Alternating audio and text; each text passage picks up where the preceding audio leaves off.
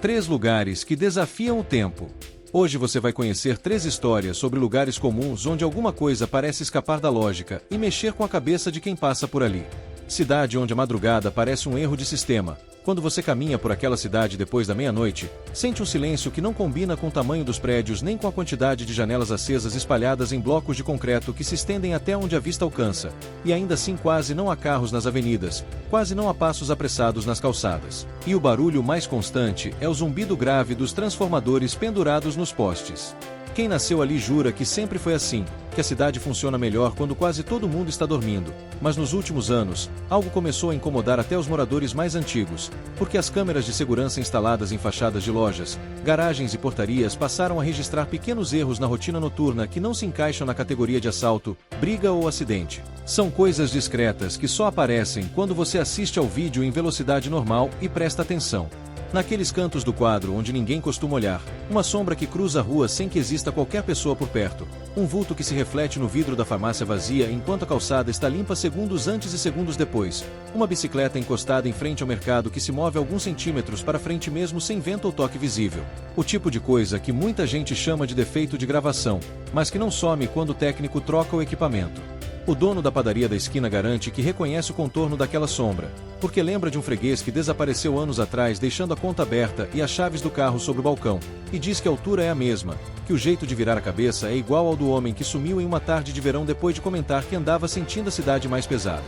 Como se houvesse algo novo caminhando entre os prédios enquanto ninguém olhava para cima. Agora, quem trabalha nas portarias prefere não rever as gravações da madrugada inteira, assiste só ao necessário para resolver pequenos problemas de condomínio e pula o resto, porque já aprendeu que existem movimentos demais acontecendo nas horas em que a cidade deveria estar realmente vazia, e a sensação de ser observado não desaparece quando o turno termina. Acompanha no caminho de volta para casa dentro do ônibus quase vazio, nas escadas do prédio silencioso, esperando que a porta se feche. Para continuar caminhando sem pressa pela calçada deserta, como se estivesse testando os limites de um mapa que ainda não aceita sua presença, mas que aos poucos parece se acostumar com a ideia de ter alguém circulando por rotas que deveriam pertencer apenas aos vivos que pagam impostos e contas de luz em dia, e isso pesa em cada passo de quem volta para casa em silêncio naquela cidade. A estrada em que o relógio parece mentir começa a mostrar sua estranheza a cada fim de semana, quando motoristas que saem tarde da noite pela rodovia que corta a região contam versões diferentes da mesma sensação estranha que começa sempre no mesmo ponto, pouco depois de um posto de gasolina isolado onde a luz da fachada fica acesa mesmo quando o atendimento já foi encerrado há horas. Em um trecho de pista longa e reta, cercada por plantações baixas e por uma fileira de árvores antigas, que formam um corredor irregular, e quem dirige sozinho costuma aumentar o volume do rádio para não ouvir tanto o som do próprio motor repetindo a mesma cadência por quilômetros. É nesse trecho que alguns juram que o tempo se dobra de um jeito difícil de explicar, porque o percurso parece durar mais do que indica um painel do carro e o relógio do celular, como se a distância tivesse crescido sem aviso, mas os números continuassem obedecendo a alguma outra referência invisível. Há relatos em fóruns de motoristas de aplicativo, de pessoas que trabalham com entregas e de caminhoneiros que percorrem aquela estrada há décadas e que, mesmo acostumados a cochilos mal dormidos e a longas jornadas, ainda assim sentem algo diferente ali. Alguns descrevem que o ar fica mais denso dentro do veículo, a temperatura parece cair um pouco mesmo sem mudança no clima, e o farol ilumina o asfalto de uma forma meio opaca, como se a luz perdesse força poucos metros à frente. O motorista conta que olhou rapidamente para o banco de trás pelo espelho e teve a impressão nítida de ver alguém sentado ali. Mesmo sabendo que estava sozinho, virou o rosto em um reflexo automático e encontrou espaço vazio, mas quando voltou a encarar a pista, percebeu que o marcador de quilometragem avançara menos do que deveria, considerando o tempo que já estava dirigindo. E essa diferença continuou surgindo em outras viagens, como se sempre faltassem alguns minutos na conta final. Outro relato fala de uma mulher que costuma registrar tudo em câmera no painel do carro para se sentir mais segura nas madrugadas e que certo dia, ao revisar as imagens, percebeu pequenos cortes quase imperceptíveis na sequência, o ponteiro do velocímetro oscilando de um quadro para outro, o carro surgindo alguns metros atrás de onde deveria estar pelo movimento natural, e nenhum arquivo corrompido segundo o técnico que conferiu o cartão de memória. O que inquieta quem usa aquela rodovia não é apenas a possibilidade de atrasos ou perigos físicos, mas a ideia incômoda de que um pedaço do caminho não concorda totalmente com a lógica comum, como se houvesse ali uma espécie de fenda onde o trajeto da mente e o trajeto do corpo não se alinham por completo.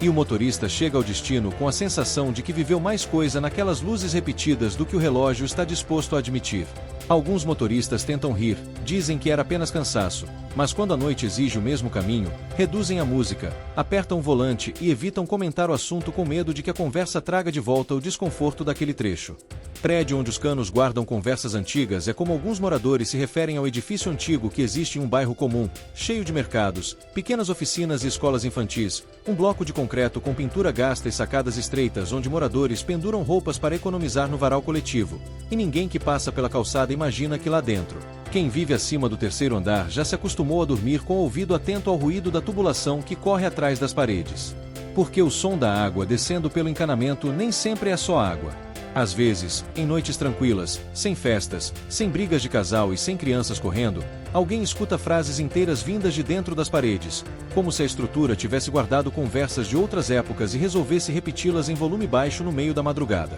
O primeiro a comentar foi um estudante que morava sozinho e resolveu trocar o chuveiro. Ao desmontar a peça notou que mesmo com o registro fechado, continuava ouvindo um sussurro constante dentro do cano. Encostou o ouvido e percebeu palavras nítidas falando sobre contas atrasadas, mudança de cidade e medo de perder o emprego, tudo em um tom de diálogo íntimo que não fazia parte da vida dele. Na semana seguinte, outro morador contou ter escutado uma voz cantando um trecho de música antiga vinda do ralo da pia enquanto lavava a louça, sem nenhum rádio ligado por perto. E desde então começaram a surgir histórias cruzadas sobre queixas de vizinhos que ouviam alguém chorar perto do aquecedor de passagem ou rir suavemente quando estavam sozinhos preparando café de madrugada. As administrações do prédio trocaram encanamentos, pintaram paredes, chamaram especialistas em acústica que explicaram de forma séria como sons de outros apartamentos podem viajar por tubos e estruturas, mas nenhuma dessas explicações dava conta de detalhes específicos, como o nome de uma pessoa mencionado em voz clara ou a descrição de um móvel que já havia sido retirado do apartamento anos atrás em uma reforma grande. Alguns moradores passaram a evitar silêncio absoluto em casa, ligam ventilador, televisão ou aplicativos de ruído branco para que os canos percam força e o possível eco de vidas passadas fique escondido atrás de camadas de som atual. Porém há quem diga que em noites de chuva fina, quando a cidade desacelera e o trânsito distante vira apenas um sopro metálico, as vozes brotam de novo pelos registros e ralos, falando de coisas simples, listas de compras, planos interrompidos, pedidos de desculpa, que talvez nunca tenham sido ditos em voz alta durante o tempo em que essas pessoas caminharam pelos corredores. A estranheza maior recai sobre um detalhe que o zelador descobriu quando pesquisou antigos arquivos de moradores, vários sobrenomes repetidos nos registros de décadas diferentes, como se famílias que haviam se mudado voltassem anos depois com outros membros e ocupassem o mesmo apartamento, reforçando a impressão de que nem todos conseguem deixar aquele prédio para trás.